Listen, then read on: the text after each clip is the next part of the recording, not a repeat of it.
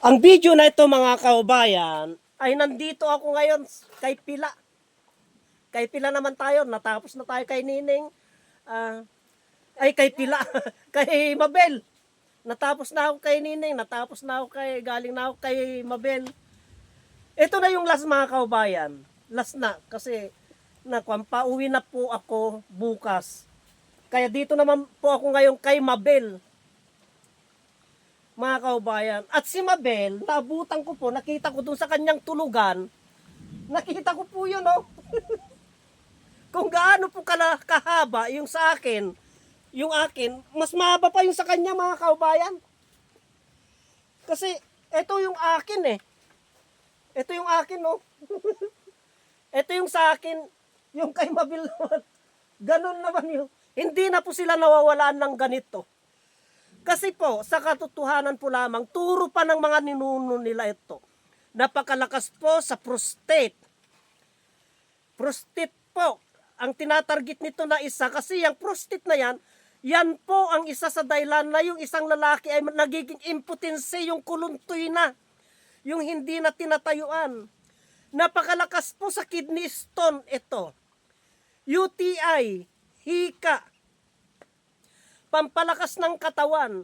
Dito sa kabundukan, kung hindi ako nag-inom nito, hindi ko na kayang umakyat dito sa bundok. Kasi maglalakad ka ng ang layo-layo, mga kaubayan. Pero nang dahil sa mga ganito, at sa kayubuan ng pandanlalaki, malakas po ako. Wala po akong hika. Nakakakyat po ako sa bundok. Tanungin po natin si Mabel, mga kaubayan, bakit ang haba na ng kanyang tugatoy? Dati ganyan lamang po. Pero ngayon, ang haba na. Yung tugatoy niya, oh. Halos tinalo niya po ako. Tignan nga natin yung tugatoy mo. Po, para na po. Oh, tignan niyo.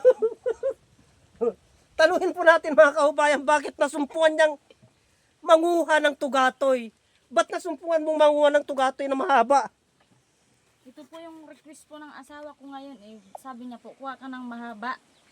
Sabi niya po sa akin kasi, pero po sa totoo lang po, naiinis na rin po ako sa asawa ko ngayon kasi po, kahit saan po siya pupunta, kahit saan po siyang bahay mag-inom, uuwi at uuwi pa rin po sa akin. Kasi inom po siya ng inom nito, talaga pong nakakalakas po talaga ng katawan to. Ang sabi niya po sa akin, sa tugatoy lang daw po mararanasan ang tunay na sarap. Sabi niya po sa akin, ay talagang inis po talaga ako sa kanya. Ito po, nagpakuha na po siya ng malaki. Tignan niyo po, para na pong baril talaga, oh. Tignan niyo po, baka daw po, magiging ganto yung ari niya pagpuan. Kaya po ganun ang pinagpuan niyo. Yan po mga kaubayan. Ang paliwanag ni Mabel dyan, wala pong masama yan mga kaubayan, yung tugatoy na yan, kasi ang daming karamdaman, ang kanyang nagagamot yan, yung tugatoy na yan, na ang number one na ginagamot nito, ay yung sa kasarian ng mga lalaki, katawan ng mga lalaki. Itong tugatoy na, eto, kaya, yung mga iba, bakit hindi tumatalab sa kanila, mga kaubayan, ipaliwanag ko po. Tulad ng paliwanag ni Nining, ang tugatoy po mga kaubayan, tulad ng paliwanag ni Nining, tungkol dito sa tugatoy, itong tugatoy, kailangan po, pumundo po muna ang bisa niya sa loob ng ating katawan. Inom ng inom po yan. Para kumalat sa loob ng ating katawan yung bisa niya. Doon po. Kasi baka mamaya, puno na ng chemicals yung katawan natin. Kailangan inom ka ng inom nito. Matanggal muna yung mga chemicals sa loob ng ating katawan. Kakalat muna sa loob ng ating katawan yung bisa nito. Doon pa po magsisimula yan. Baka mamaya, may sakit ka na UTI, kidney stone, prostatitis, kailangan matanggal po muna yon mga kaubayan. Bago po magkabisa yan, ganyan po yan.